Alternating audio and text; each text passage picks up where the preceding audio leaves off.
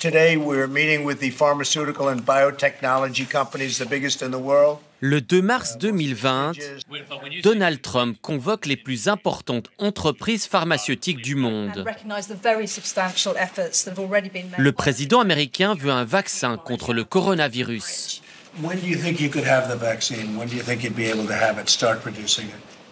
Perhaps several years. Difficult to predict, Mr. President. Doctor, perhaps you'd like to say a few words? Aucune réponse ne semble satisfaire le président. It's really an honor to be here with you.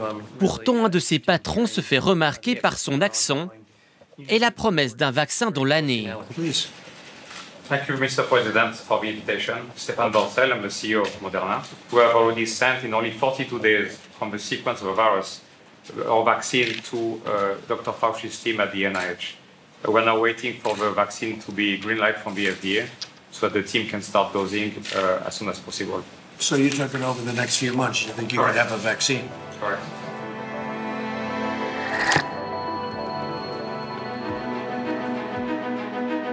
Moderna's state-of-the-art research engine is a critical. Une année plus tard, Moderna a gagné son pari. Son vaccin est efficace à 94%. Il est autorisé aux États-Unis et bientôt en Suisse. Un exploit alors que Moderna n'a jamais commercialisé aucun médicament et comptait à peine 800 employés en mars. Derrière ce succès, il y a un patron déterminé. The entire biotech industry since Genentech in the 70s went to making proteins. Stéphane Bancel, 48 ans, est français. Le directeur de Moderna a fait des études supérieures d'économie et revendique une éducation jésuite. Il n'est pas chercheur, mais a su s'entourer de scientifiques de qualité. Contacter Stéphane Bancel n'est pas chose facile. Tous les gouvernements essayent de le joindre pour lui acheter ses vaccins. Il nous répond par vidéoconférence depuis les États-Unis, au siège de Moderna. Est-ce que, je ne sais pas, Madame Merkel vous appelle? Est-ce que Monsieur Berset vous appelle au téléphone? Effectivement, régulièrement, beaucoup de coups de téléphone de ministres de santé, de présidents de pays, plus, je dirais, inquiets de comment se fournir plus de doses, comment avoir des livraisons plus rapides, avec un vaccin qui a 94% d'efficacité, c'est-à-dire aucun signe de maladie, et dans les 6% restants, c'est des signes très légers de maladie, aucune hospitalisation. Vous imaginez, si vous étiez ministre de la Santé ou chef d'État, que vous ferez tout ce que vous pouvez pour pouvoir protéger plus vos citoyens. Stéphane Bancel est au centre de toutes les attentions. Pourtant, en 2011, quand il devient le directeur de Moderna, il est bien seul à croire au succès de l'entreprise. On savait depuis le démarrage que Moderna aurait eu 0 produit approuvé et que la société ferait faillite, parce qu'on ne serait pas capable d'avoir un produit approuvé avant de ne plus avoir de cash, ce qui était une possibilité, si la science était bien plus compliquée que ce qu'on était capable de faire, ou ça serait une société qui aurait beaucoup de produits. À l'époque, le risque est énorme. La technologie utilisée par Moderna, l'ARN messager, est expérimentale. La manière la plus simple de le comprendre, la révolution, c'est que la molécule d'ARN messager est une molécule d'information. Il n'y a jamais eu dans le monde de la pharmacie, depuis 150 ans, des molécules d'information. C'est une disruption technologique extraordinaire où on passe du monde analogique au monde digital avec les conséquences que ça a en termes de vitesse, de qualité de produit et aussi de coût. Face au coronavirus, l'ARN messager est utilisé pour transmettre les informations sur les points faibles du virus. Le système immunitaire peut ainsi produire des anticorps et combattre le coronavirus.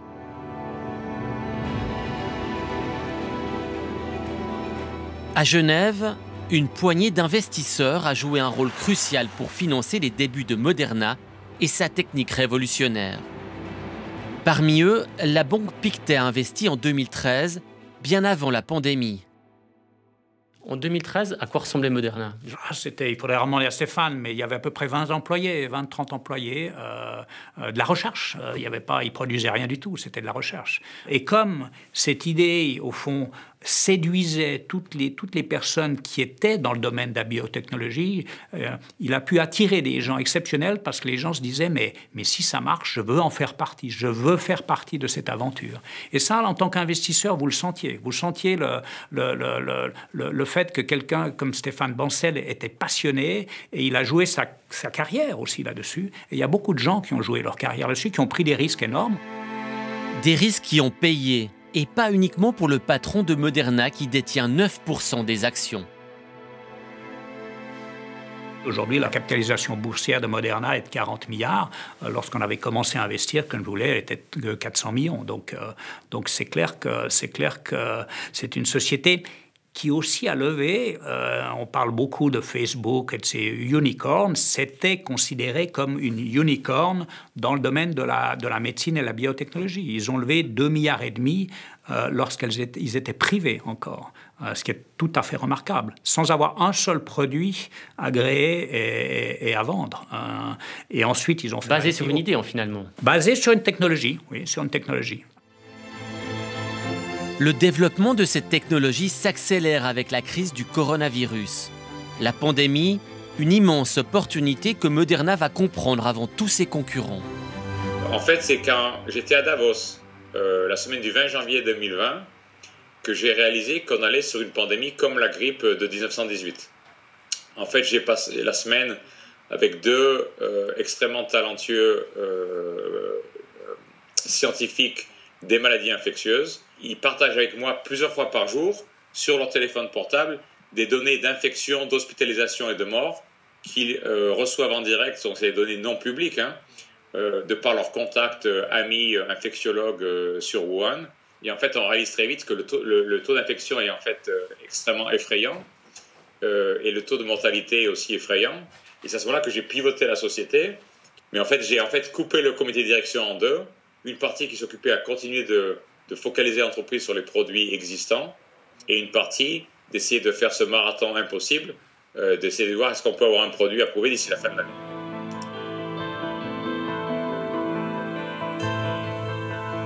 Reste un problème pour Moderna, elle n'a pas d'usine pour produire industriellement.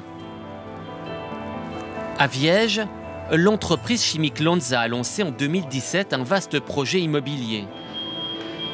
De nouveaux bâtiments et un renforcement du savoir-faire dans les biotechnologies. Le calendrier est idéal, le partenariat entre la start-up Moderna et l'usine de Viège, une évidence pour le président du conseil d'administration de Lonza. Monsieur, bonjour. Bonjour. On avait l'infrastructure à disposition à Viège. L'infrastructure, ça veut dire un bâtiment. Dans ce bâtiment, l'électricité, l'amener d'eau. Donc, il y avait une boîte qui était vide.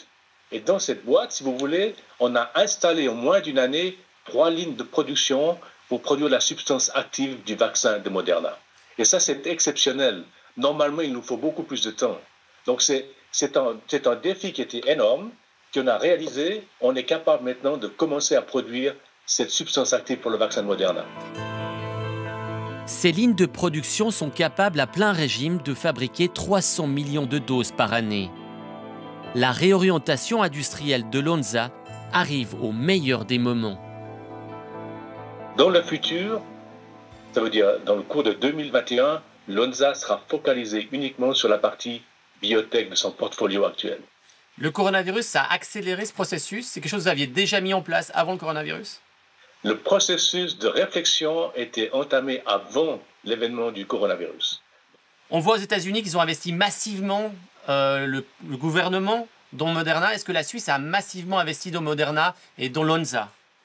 Non, les investissements sont uniquement de Lonza et de Moderna. Il n'y a pas eu d'investissement de la Confédération dans ce projet. Au revoir.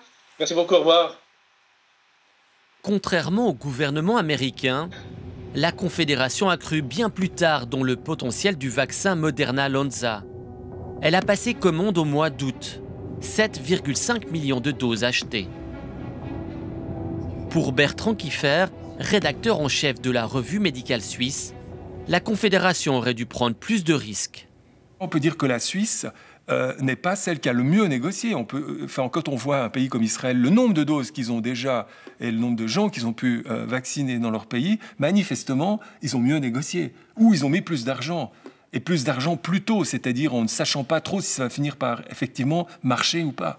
Tout ça est opaque et tous les transferts d'argent sont opaques. Et je dirais qu'il y a quand même quelque chose qui suscite le malaise, c'est cette compétition entre pays riches. Convoité par tous les gouvernements, le succès est total pour Moderna et ses rares concurrents. Mercredi dernier, le représentant de Moderna Suisse, Dan Stanner, se voulait rassurant. La confédération sera livrée ces prochains jours. C'est les derniers réglages, les derniers fine-tuning du moteur afin de s'assurer que sous peu, nous allons être dans la capacité de livrer nos vaccins en Suisse et au travers des autres pays en Europe. Nous attendons les autorisations de mise sur le marché. Les palettes sont prêtes à démarrer et à être livrées, en Suisse en particulier.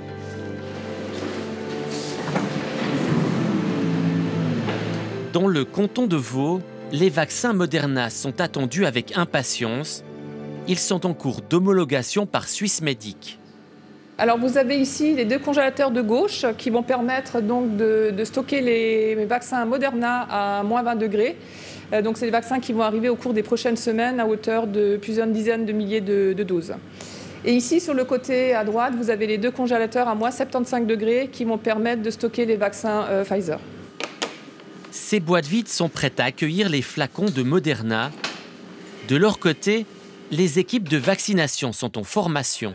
Du centre à la périphérie, à l'extérieur, excellent. Comme ça, vous piquez, vous savez que c'est à cet endroit que vous voulez piquer, et puis après, vous tenez la peau, puis vous retirez l'aiguille. Parfait. La seringue au bout, sur la garde de l'aiguille. Et puis, le moins d'hésitation. Attendez, regardez là, remettez 0,4 et refaites le geste. Voilà, ça c'est parfait. Oui, prenez. Des membres de la protection civile seront chargés de piquer sous la supervision d'infirmières et d'infirmiers. Le vaccin Moderna va accélérer la vaccination grâce à sa simplicité d'utilisation, selon le professeur Blaise Jonton. L'avantage du vaccin Moderna, c'est la manutention, c'est-à-dire qu'il est moins fragile sur le plan de la température. On peut le laisser un mois au frigo versus 7 jours pour le vaccin Pfizer. Et puis, il y a l'autre avantage, c'est qu'il n'a pas besoin d'être reconstitué, ce qu'on appelle, c'est-à-dire qu'on peut directement l'aspirer de la fiole plutôt que de devoir mélanger deux composants et ensuite l'aspirer. Un peu partout sur le globe, les centres de vaccination attendent les doses de Moderna.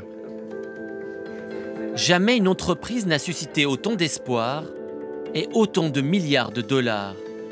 Le pari fou de Moderna semble payé. Seul le temps dira si l'entreprise a permis, sans effet secondaire, de sortir le monde de la pandémie du coronavirus.